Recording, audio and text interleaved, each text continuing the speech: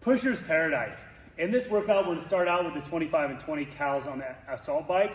During this, you absolutely have to spin the bike up aggressively in the beginning, but after about 10 seconds or so, or as soon as you start to feel that leg fatigue set in, ride the downhill, let the RPMs come down slowly. No matter what, in the last 5 seconds or 5 calories or so, try to treat that as a rest period, getting ready to go into the handstand push-ups. So once you see that you have only 5 calories left, really kind of feather off, get your breathing together. That way we can go right from the bike immediately to starting your handstand push-ups. If handstand push-ups are good for you and you can do 15, 20 plus unbroken handstand push-ups, then my advice is, while they're easy, keep going. So open up, do a fluid set. If they're rocking, ride them out. You might be able to get this done fully unbroken. If handstand push-ups, you know that's not an option for you, we need to really make sure that we don't hit failure or get any no reps you falling off the wall. So the singles are not a bad option if your handstand push-ups aren't super rock solid yet. A lot of people are gonna be stubborn here and try to come out with too big of a set and then hit a wall, and all of a sudden you're just on this struggle bus.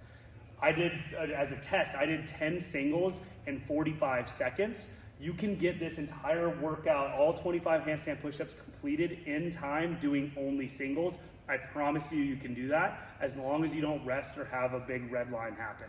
So don't be afraid to do that. Now, during those handstand push-ups, something that's gonna help you massively is using your hips. If you only bring your knees down a partial way and you don't go all the way past your hips and all you got is the knee extension, you're just simply not getting the help that you could be. If you can bring the knee all the way down to where your hip visibly turns over, now we have all of that extra leg drive to really help you up onto the handstand push-up. I gotta make sure that you're doing that. It doesn't matter if you're good at handstand push-ups or not. Everybody can benefit from those being easier. It'll help you have more thrusters in this second little bit. Once we get done with the handstand push-ups, we go to our thrusters. Now, you have to manage your time here. If you get off the handstand push-ups and you only have 30 seconds left, you gotta pick up that bar and hold on and just not be a bitch about it. If you get there with more time, then you have to think about, what can I do to not rest at all? So you're way better off doing a smaller set with a smaller rest period. You might get more reps total there than going with a big set and needing a large rest period. So make sure that you definitely don't get caught standing around. If you're resting, you need to do smaller sets and get to work, or you need to not be a bitch. Finally, with that thruster, the suicide grip, or the thumbs behind the bar, can really help you translate your power from the front rack to overhead a little bit more effectively for some of us.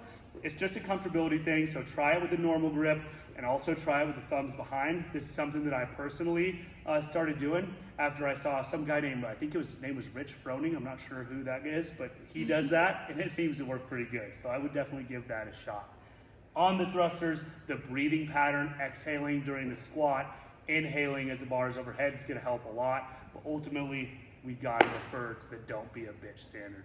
Puller's paradise. In this one, you obviously have some fatigue that's left over from the pusher's paradise. We coming off of that 2-minute rest period, and now we start out with a 50 cal row for men and 40 for women, and we have an 8-minute total AMRAP, 50 and 40 cals, 50 chest to bar, and then we do max deadlifts in remaining time.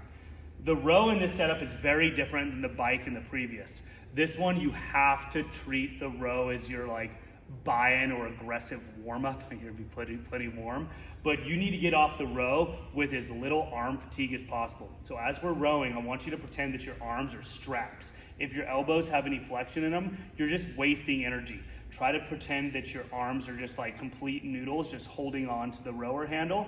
Once you finish with the legs, there's a quick finish with the arm, but try not to use your biceps at all. And obviously you will, but really focus on relaxing your arms, using the legs, and following your breathing pattern. I like to exhale during the drive and inhale during the recovery. You gotta row fast enough to not fuck around and waste time, but you absolutely cannot get panicky on the rower. So no matter what your pace goal is, if you're starting to panic on the row, you've got problems and you need to slow down. Okay. Same concept though with the bike on the back few calories. The last 5 calories or so on that row, I would feather your pace off. Try to use that as your rest before you get to the pull-up bar, and that way you can start knocking them out. Now, 50 chest to bar. This is a significant amount of volume. So in the handstand push-ups, we had said, hey, I want you to roll onto one big unbroken set until it gets hard. I think that if you are very good at chest to bar, that is applicable here. So if you can do, 20 plus unbroken chest to bar, I think you should jump up to that pull-up bar and start knocking out chest to bar. And as soon as they start getting hard, that's when you drop. And then you can start chipping away those small, quick sets. If you can't do more than 10 or so chest to bar unbroken yet, I think you start with the very small, quick sets. You do not need that big set to come out the gates. So when we go for this, I think that if your chest to bar are not stellar for you, you can legitimately do singles the entire time and get really deep, if not even finish this workout with all singles. When we do that, you have to make sure you utilize your jump in method. So I stand slightly behind the bar, I jump up into a pike position, aggressively pull the belly button forward, and now I bring my chest to the bar, drop, and hop right back up. Utilizing that jump in can really help you to stay consistent with those singles. Just stay close underneath the bar. If you find yourself kind of wandering back and forth, that's where we got to really stay tight. If we're doing singles, you have to just be ready for, you are not ever resting. It's just a consistent on the gas pedal. Now, if you're doing the chest to bar and you're in big sets, the only thing I want you to do is not be stubborn. If you get to the point where you feel like you had to struggle for a rep or that rep got really hard, it's time to break no matter what. If you were saying, hey, I'm gonna do a set of 5, but rep number 3 was kind of a shit show, do not be stubborn and redline. Short break is absolutely worth it. Once we get to the deadlifts on this piece, the deadlifts, there's no punishment, unlike the thruster where you have to do the clean. There's no punishment for dropping. So unless you're absolutely just rocking touch and go reps and you're crushing big sets, as soon as you start needing bigger rest periods, you can absolutely do singles almost as fast as you can do touch and go reps, and you have half the work without that eccentric. So do not be afraid of singles.